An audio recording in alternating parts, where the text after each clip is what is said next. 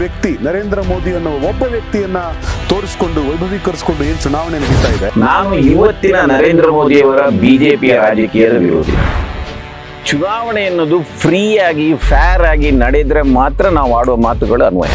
ಮೋದಿ ಹೇಳಿದ ಸೀಟ್ ಬರಬೇಕು ಅಂದ್ರೆ ಮೋದಿ ಇಂಡಿಯಾದಲ್ಲೇ ಅಲ್ಲ, ಪಾಕಿಸ್ತಾನದಲ್ಲಿ, ಚೈನಾದಲ್ಲಿ ಎಲ್ಲ ಎಲೆಕ್ಷನ್ ಗೆಲ್ಲಬೇಕು. 400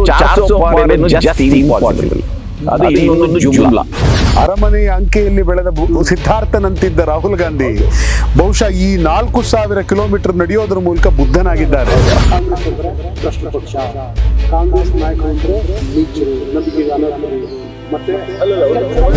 ಇವತ್ತಿನ ಕಾಂಗ್ರೆಸ್ 100% ಬರಾಗಿದೆ. ಅವ್ರೆಲ್ಲೋ ಬಾರ್ಡ್ರಿಗೆ ಬಂದ್ರು ಅಂತಲೂ ಇಟ್ಕೊಳ್ಳಿ, ಅವ್ರೀಗ ಇಡೀ NDA ಕೂಡ ಈ ನಂಬರ್ ಅನ್ನು ರೀಚ್ ಆಗಲ್ಲ ಅನ್ನುವಂತ ಒಂದು ವಿಶ್ಲೇಷಣೆ ಇದೆ.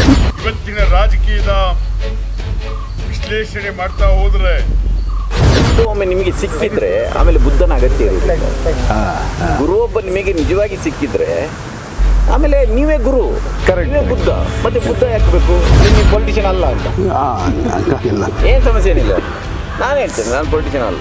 ನೀವು ನರೇಂದ್ರ ಮೋದಿ ಅವ್ರ ಬಾಯಿ ಬಿಟ್ರೆ ಇವರು ಅಪ್ರಾಮಾಣಿಕರು ಅಂತ ನನಗೆ ಅನಿಸ್ಬಿಡುತ್ತೆ. ನಾನು ಹೇಳುದು 99ರ ನಂತರ ದಿನಗಳಲ್ಲಿ ಇಷ್ಟೊಂದು ಪಾಸಿಟಿವ್ ಆದ ಪೂರಕವಾದ ವಾತಾವರಣ ಕಾಂಗ್ರೆಸ್ ಪಕ್ಷಕ್ಕೆ ಯಾವತ್ತೂ ಇದೆ. ಬಿಜೆಪಿ ವರ್ಸಸ್ ಬಿಜೆಪಿ ಬಹುಶಃ ಇತ್ತೀಚಿನ ರೀಸೆಂಟ್ ಹಿಸ್ಟ್ರಿ ಆಫ್ ಬಿಜೆಪಿ ನೋಡಿದ್ರೆ ಬಿಜೆಪಿ JDS ಜೊತೆ ಮೈತ್ರಿ ಮಾಡಿಕೊಂಡದ್ದು ಇದನ್ನೊಂದು ಪ್ರಾದೇಶಿಕ ಪಕ್ಷವಾಗಿ ಬೆಳೆಸಬೇಕಂತ ಅಲ್ಲ, ಅದನ್ನು ಮುಗಿಸಬೇಕು.